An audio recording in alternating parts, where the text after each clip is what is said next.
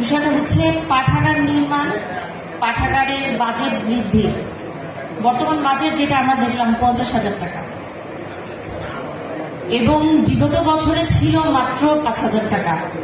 সাভারের মতো এরকম একটা পৌরসভায়, যেটা সিটি কর্পোরেশন হওয়ার পুরোপুরি যোগ্যতা রাখে, সেখানে একটা এরকম পৌরসভায় 50,000 টাকা বাজেট একটা হাস্যকর বিষয়।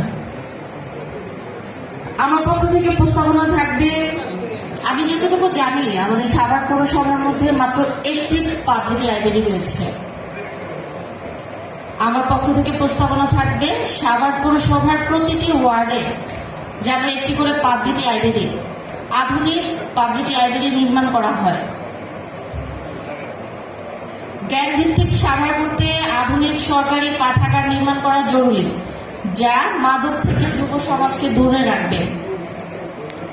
এবং এই পাঠাগারকে, যেহেতু এটা সরকারি পাঠাগার হবে, আমরা বিভিন্ন সরকারি প্রতিষ্ঠানে দেখি যে সেখানে যারা চাকরিজীবী থাকে তারাও সরকারি কর্মচারী থাকে, এবং এই পাঠাগারটা যদি আপনাদের পক্ষে সম্ভব হয় নির্মাণ করা প্রত্যেকটা ওয়ার্ডে, আমার পক্ষ থেকে প্রস্তাবনা থাকবে আপনারা অন্তত এখানে সরকারি কোনো কর্মচারী নিয়োগ দিবেন না।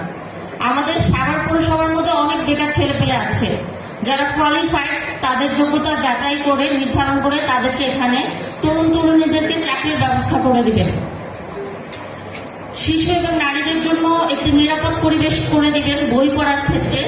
এবং আমাদের সাভারের মুরব্বী অবসর যারা আছে তারা হাঁটার জন্য একটা পার্ক পায় না। পার্ক নিয়ে অনেকে কথা বলেছে, আমি এটা নিয়ে কথা বলতে চাই না, কিন্তু আপনারা যদি পাঠাগারে পত্রিকা রাখে, সংবাদপত্র রাখে, দেখা গেছে আমাদের যারা মুরব্বী আছে তারা অবসর সময়ে গিয়ে সেখানে তাদের সময় কাটাতে পারবে, সংবাদপত্রগুলো পড়তে পারবে।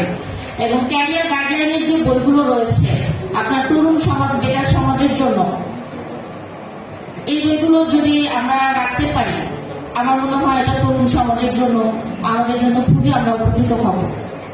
এই বিষয়টা আপনারা একটু দেখবেন। আমাকে কথা বলার সুযোগ দেওয়ার জন্য সবাইকে ধন্যবাদ।